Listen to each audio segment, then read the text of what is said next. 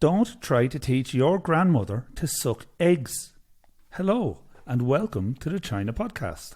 And a very warm welcome at that from the furnace that is Chongqing. It is hot. Yeah, it's hot, and I've spent the last week, a little bit over a week, cleaning out my new apartment, top to bottom, in this heat. Oh yeah, were you sweating buckets? You better believe it. Had a little bit of trouble with the air conditioning remote as well. You wouldn't want to do anything strenuous in this heat. It's hot all the time. Yeah, but the only way around it is to leave the aircon on pretty much all the time, at full blast. Yeah, and you get ready for the hefty electricity bill at the end of the summer. Oh yeah, they're coming, but it's totally worth it, you know. Like, for the sake of a little comfort, you do need it. But the thing is, like, I find in these old buildings that no sooner have you turned off the aircon that it starts to really get humid again. Yeah. And I don't know if I particularly find it in the new builds. Yeah. That, like, they don't do the best job at trapping the cold air.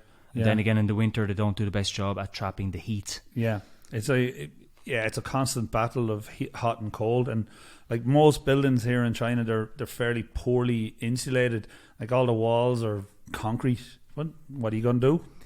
You keep the aircon running. That's what. Yeah, and it's amazing to see how Chinese people's behaviour changes when they're out in the sun.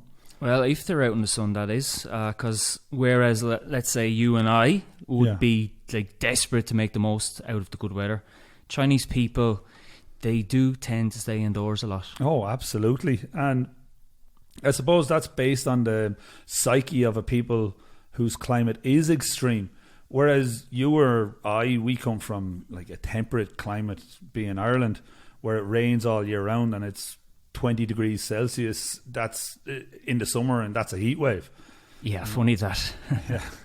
But it's almost a given that Chinese people they'll run for the shade when they're out walking. Yeah, I do that too. Like, I reckon it's natural instinct more than anything. But you wouldn't do it at home, or in a less hostile environment. That's because there's less shade. That is true. That's true for the cities, at least, you know. Like, there's trees everywhere in the cities in China. Yeah, but yeah, not so much back home or in Europe anyway, in a cooler climate. But like you say, there's lots of trees here in China, and that's what I love about Chongqing. Like, the fact that every street is lined with trees, with these huge canopies that you can shelter under. And to be honest, like, most cities in China are decorated with tree-lined streets, not just Chongqing, which makes sense in a country with such high summer temperatures. Well, it's the way of the future for countries with cooler climates, that they'll need to adopt more trees in their cities to kind of combat global warming. The science tells us that the more trees means reduced city temperatures at ground level, what makes it more bearable for children and old people and dogs and cats and stuff like that. And you don't need to be a scientist to realise that, huh? Yeah, that's true. But yes, like, dog owners in China, be aware. Those footpaths are scalding hot, and dogs' paws can easily get burnt this time of year. Yeah, walk them in the morning and walk them in the evening, and not in direct sunlight. Or at the very least, they're going to feel a lot of discomfort. Well, I mean, a person wouldn't walk the paths of Chongqing barefoot, would they? No. Even if they led the hippie way of life, with flowers in their hair. Yeah. I'm also feeling sorry for the poor dab eyes who have to test people all day in this heat, you know, as well as anyone who has to queue up for hours, of course. Yeah, the dab eyes in their full hazmat suits. It's a bit much, isn't it? Yeah, I don't see the need for them. Like, what's wrong with a mask and a pair of gloves and a stick to keep the distance? Yeah, and a stick. I know, right? Yeah, and it looks like things are kicking off in Shanghai again. But we've been there, we've done that, so let's not dwell on that topic again. No. It must feel like Groundhog Day for everyone in Shanghai. But to be going through that crap again at this time of the year, it must be very hard to stomach. Yeah, no doubt about that. And like, we're seeing record temperatures in China this year, which makes it all the worse. Yeah. It it might not make such a huge difference for locals who like to chill out indoors, but for foreigners, it is tough, you know. Yeah. Going back to trees, there is one big disadvantage to having tons of trees about the city. Yeah, mosquitoes and cicadas at night. Yeah, noisy cicadas. Cicadas I don't mind, but man, I'm getting eaten alive by mosquitoes this summer. Thank fuck for Florida water. Yeah. The spray for the bites. You see, you have the little blue bottle. I have the little yellow bottle. The spray that stings so good. Yeah, it really does. Yeah. So, Owen, do you have anything good now to say about mosquitoes? No, I don't. However, Florida water, that's one hell of a drug. What about magical penis wine? Oh, that stuff is way better than regular penis wine. Obviously. Right, so let's hear all about it. Magical penis wine. Enlighten our listeners. It's one of these things that popped up on Twitter, and I just knew we had to reference it on the podcast at some stage, because one of these quirky things that you're likely to only see in China. So, right, in Mandarin, it's called Shen Bian Jiu. It's a product from Guangxi, and its production is supervised by Beijing Medical University. Yeah, which, you know, points to it being some kind of traditional medicine. Which is pretty much what it is, yeah. It's an alcoholic health enhancer and is made using 3 kinds of animal penis. How wonderful. Yeah, so it can also go by the name San Bianzhou. San, in this case, meaning 3. The 3 animals in question being a seal, a deer, and Cantonese dog. Oh, lovely. And in some other places I've seen snake being used as well. And now we're talking here about a Chinese liquor that has medicinal qualities. And animal penis has been used as an all-natural Viagra for centuries. So somebody somewhere who enjoyed both a tipple and getting his horn on decided one day to mix the two of them together. It's a novel idea, sure, but it's far from practical. Yeah. Like, if you believe drinking a Mickey is going to turn you into some sort of a sex machine. 3 Mickeys. Well, it's better than drinking one, isn't it? You're horribly wrong. So, to the most intriguing aspect of magical penis wine, the taste. Oh, yes, indeed. Now, neither of us have tried it, and we don't want to try it. No, but magical penis wine has been described as tasting like expired port with more than a hint of vinegar and some prune juice. I hear it's quite throaty. There's a chap on YouTube. He once produced a skit infomercial for the American TV channel FX, in which he tried marketing 3 penis wine to the greater Chicago metropolitan area. Yeah, called The League, although it's years old now. Penis wine is still a thing. You might think at this point that we're having you on, but magical penis wine actually exists, and along the lines of quirkiness, it's not alone in China. Let's talk traditional Chinese medicine, TCM, to give it its abbreviation. Something that everyone the world over is no doubt aware of. TCM is thousands of years old, and in that time has remained largely the same. The general idea of TCM is that there is this life force in our bodies that the Chinese call qi, and any imbalance to qi can cause illness. Qi is comprised of the opposite and complementary forces of yin and yang. When either one of the yin and yang have been altered in any way, the body suffers, or so that is the widely held belief. There's something of the Jedi religion overlapping in all this, because ancient Chinese scholars, they believed that humans are microcosms of the universe and are interconnected with nature and subject to all its forces. Which kind of makes sense considering that our bodies are composed of atoms. Yeah, I read into all this when I was a kid, and it does actually make more sense when you read into it. And everything is comprised of atoms, and like we say, the balance between health and disease is the key concept. Traditional Chinese medicine, it seeks to restore that balance through different types of treatments specific to the needs of the individual. And it's believed that to restore balance, you must align the internal body organs with the 5 core elements, which are earth, fire, water, wood, and metal. And treatments normally include acupuncture, which we all know, moxibustion, which is the burning of herbal leaves on or near the body. They did that to me. Cupping, which is the use of warmed glass jars to create suction on various parts of the body, usually on your back. Yeah. Herbal remedies, good old-fashioned massage, and then there's movement and concentration exercises like Tai Chi. Yeah, I've tried cupping before. Oh, yeah? And how effective is it? It was kind of effective. Like, it's a very weird sensation, that squeezing, the tightening of the skin due to the suction cups. And I had it done on my back, and was told by the person doing it at the time that I really needed it done.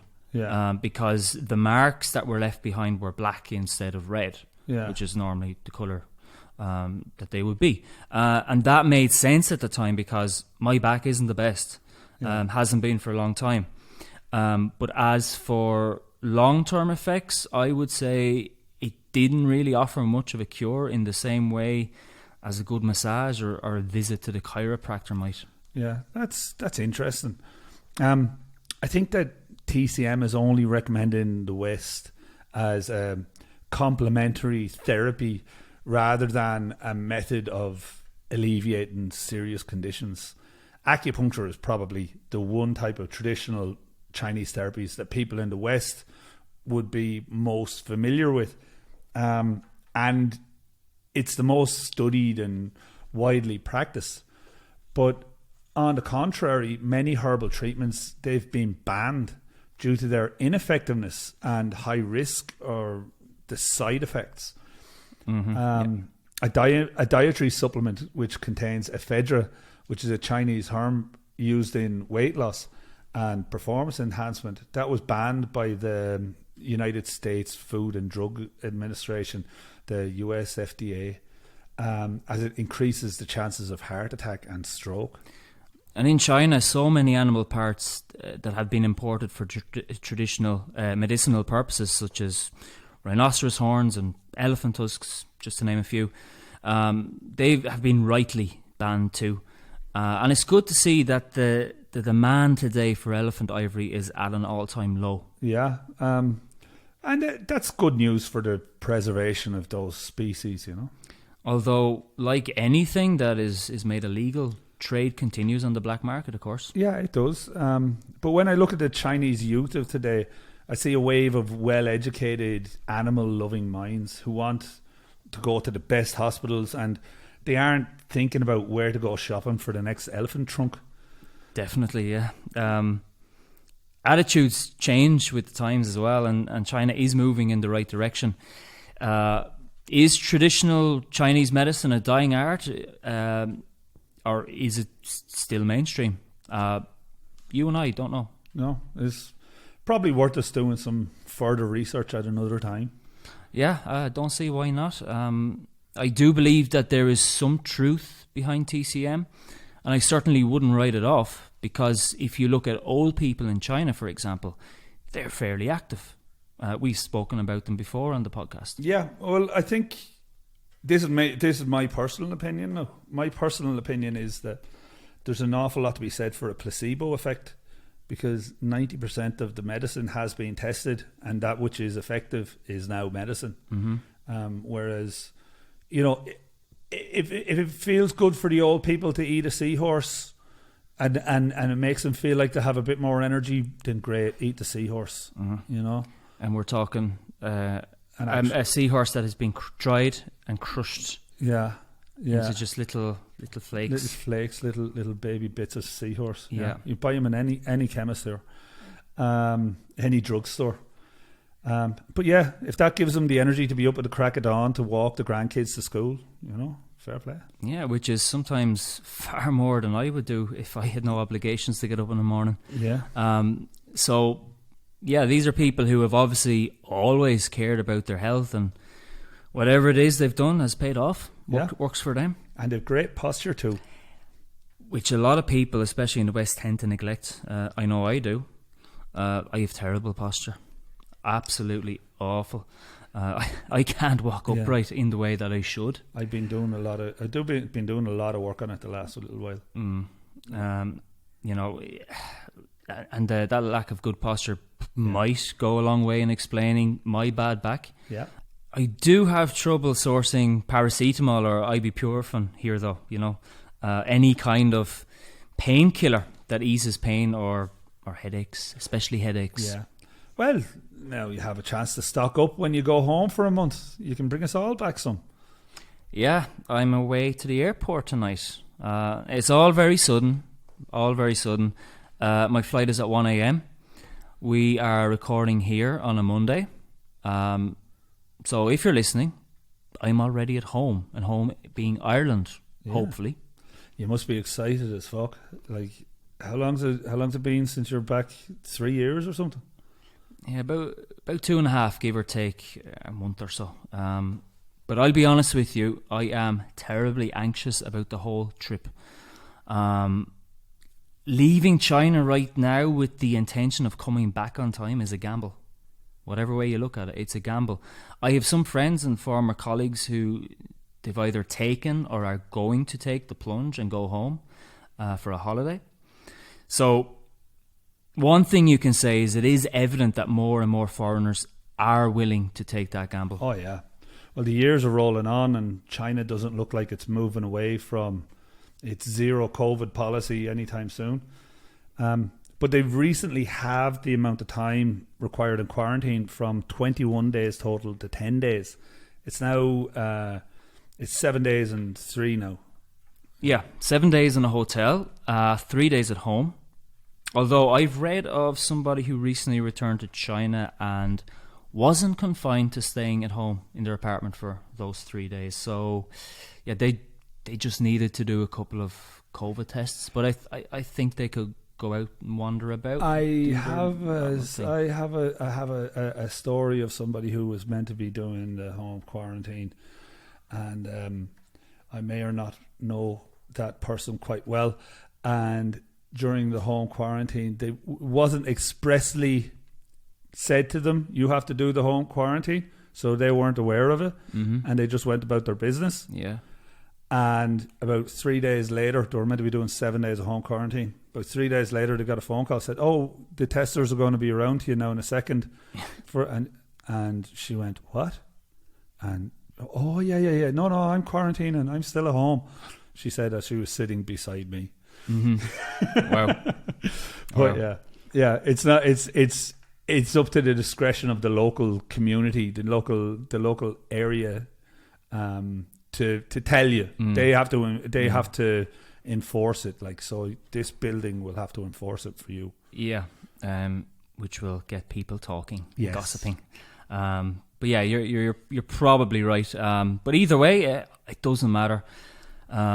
It'll just be a huge relief to get back without any hassle. But the new quarantine regulations really sealed the deal for me, because the opening of the new Madrid to Chongqing route had got me thinking originally. But at that stage, I was looking at 21 days in quarantine, which is mentally very, very hard to get your head around. But to sacrifice a week instead, for the ability to go home and see family and friends, that I can do. Yeah, absolutely. And this summer is probably as good as any, because you might still face the prospect of quarantine this time next year. That's what I think, yeah. I think that's very true. But the fact that we now have shortened quarantine and more direct flights out of China is is massive. It's Yeah. hugely encouraging. So going to Madrid, what do you need to do?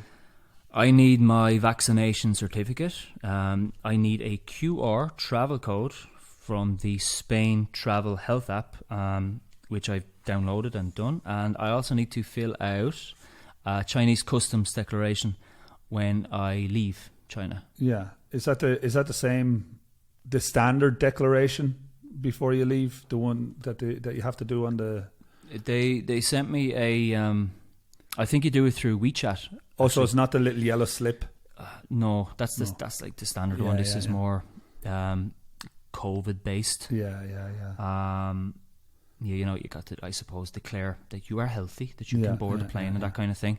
But yeah, I've been told by the airline that a COVID test is not mandatory. Yeah. And I did not get one. So hopefully nothing changes in the next few hours. Yeah. But it's the return journey that is tricky, as it involves 2 embassies and a whole load of COVID tests. Yeah. At least 4, I believe. Yeah. All within 48 hours of travel. Lovely. But the airline company that I'm flying with, Hainan, they've been great. They've been exceptional. They've guided me through the whole process, what I need to do before I leave China, what I need to do when I come back. Yeah. So, I'm sure they'll be in touch with me again before I fly back to Chongqing. Well, I flew Hainan before as well. They're a good airline. So you're away for 4 weeks. Yep. And you got your ticket sorted for a music festival, don't you? I sure do. And I am extremely jealous. Of course you are, yeah. Yeah. I'm not surprised. Yeah. And as for the podcast, it's not going anywhere. I'll still be here, and I'm working on an exciting plan B for the next number of episodes. Yeah, the show must go on. Maybe a new co-host. Co-hosts, possibly. Oh. We're gonna try and rack up those interviews. Yeah, not a bad plan B at all. Yeah, I have to get a table, just a table, but I have it sourced and I have it ordered, so it has to be delivered. Yeah, we have a new, or you have a new little room for us to record. Yeah. Which you say is ideal. Oh yeah, you'll see it now in a minute. You'll see it now when we're done with this. Happy days. And it's something different. Now, speaking of traveling, we want to talk next about something that we've been putting off for a while, and that is the Chinese Jack Kerouac. Yes, this is one I had penciled in months ago for us to chat about, and now we're finally getting around to it. All right, Jack Kerouac, who is he? He was an American author, a central character in the 1950s Beat generation of writers that included Allen Ginsberg and William S. Burroughs, amongst others. And he wrote arguably the defining piece of work of the time, On the Road. The novel inspired many like-minded young people to abandon the constraints of society, swapping it for a life on the road instead. Now, fast forward 60 or 70 years to China. And let's give you some background here. We mentioned earlier the youth of today, how they're more educated and hence career driven. But they exist, whether they like it or not, in a society that comes with enormous pressures. From the pressures of raising a family in the vision of their parents, to the pressures of material possessions or the pressures of that demanding 996 job. Well, since April 2021, there has been a silent form of social protest amongst disgruntled young people called Tangping, or lying flat. It's basically a rejection of the societal pressures that we just listed, where instead of submitting to the 996 work culture, young people are instead choosing an alternative lifestyle where killing yourself working is not the order of the day. It has been described as a resistant movement of sorts, as well as the Chinese equivalent of the hippies' counterculture movement of the 1960s. Yeah, the phenomenon, and I think it's fair to call it a phenomenon, began in April last year by a Baidu user called Luohua Zhong. And he posted on social media his reasons for wanting a low-key, minimalist lifestyle. 5 years earlier, at the age of 26, he quit his low-paid, meaningless factory job and he hit the road. He cycled 2,100 kilometers from Sichuan to Tibet, and he now spends his time in his hometown in Zhejiang province studying philosophy, and he survives on a small income from part-time work. His story and the term that he inspired became a buzzword across Chinese social media. Young people subscribe to this spiritual notion of living, choosing to prioritize their psychological well-being over economic materialism, which is how a minimalist lifestyle is supposed to work. And it's funny that we compare the lying flat movement with that of the hippie counterculture, which originated in the USA, because this movement now rejects the idea of the Chinese dream. In many ways, that the counterculture movement of the 1960s rejected the American dream. Yeah, and on that point, Tongping is a matter of getting over the beatings, much in the same way that the Beat generation of the 1950s, in America, they felt beaten down by, let's say, a scripted life.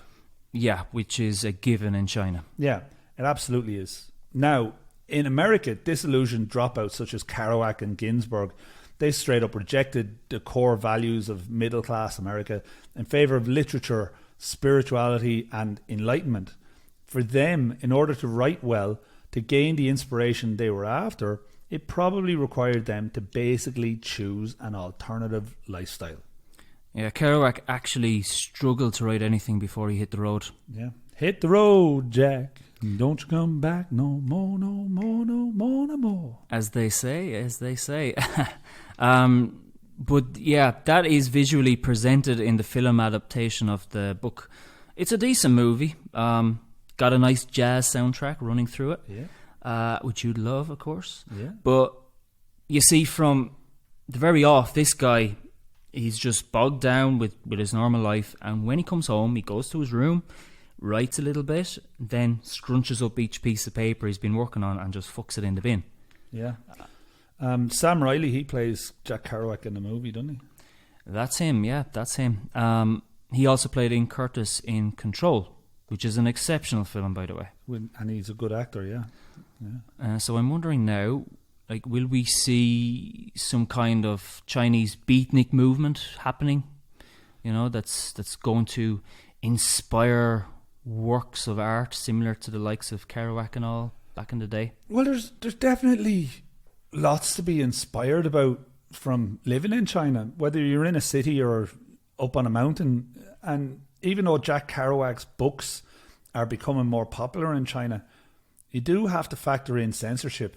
Because if you're going to write a novel with aspirations of a Chinese counterculture movement that rejects societal norms, then you're kind of criticizing the values being promoted by the establishment.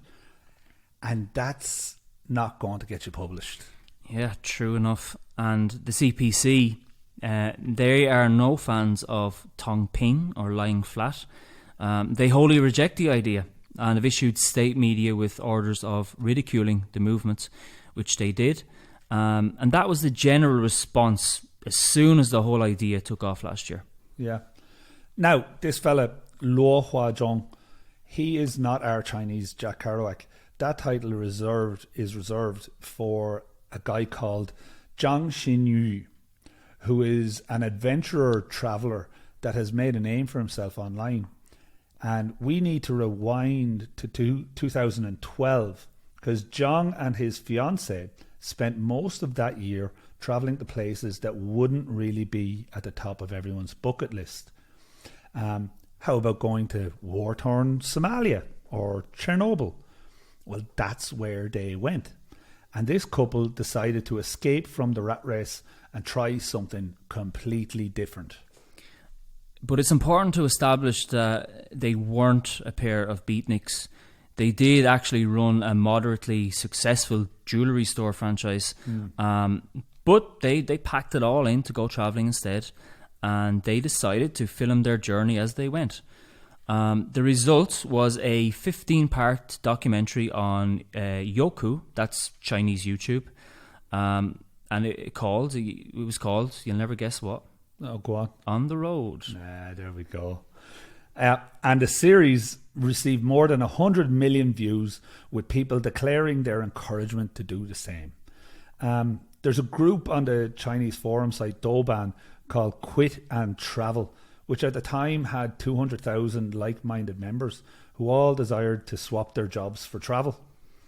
Yeah, Naked Resignation, it was called. Yeah. The idea of quitting your job without having a replacement lined up. Yeah.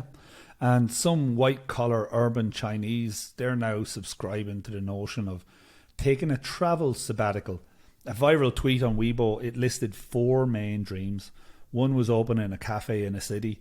2, quitting your job to go travelling around Tibet. 3, running a small inn in Lijiang in Yunnan province. I like that one. Yeah. And number 4, cycling to Lhasa, the capital of Tibet. Yeah, that's real Jack Kerouac right there. Yeah, that is the definition of Jack Kerouac. Yeah, but while all this sounds romantic, it remains just a dream for most people. Mm-hmm.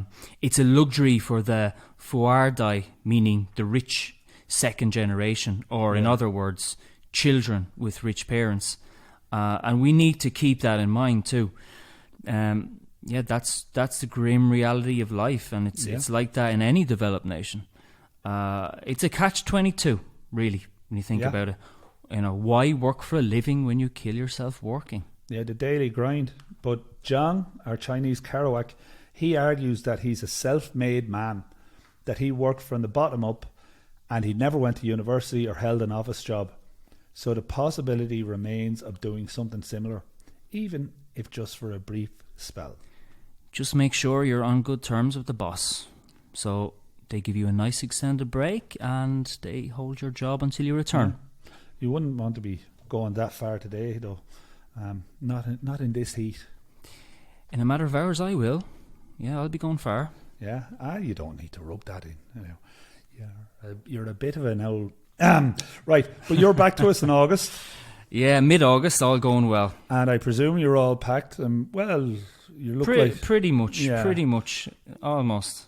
Yeah, I seem to have packed T-shirts more than anything. Yeah, I think... But, I might not have the weather for strutting around in my Uniqlo. Yeah. Head to toe in Uniqlo.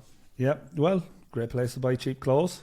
Cheap, comfortable, and decent quality, actually. Yeah, thanks, folk, for Uniqlo. Anyway, we'll wrap it up. We've noticed we're getting new listeners all the time, and we're delighted with that. Yes, we are, of course. Someone is doing a power of listening in Peru, so thank you for that, whoever you are. Lots of countries in Southeast Asia are now on board. Woohoo! And there's even someone in Estonia who gave us a listen. Very nice. We're also in the Caribbean, Jamaica. Yeah, that's what we want. They've chipped in. So yes, thank you for giving us your time. Absolutely, yeah. All right, so Owen is going to hold fort for the next while, so tune in and enjoy whatever he decides to cook up for you. Cooking up a storm. All right, we'll let you go. Toodles.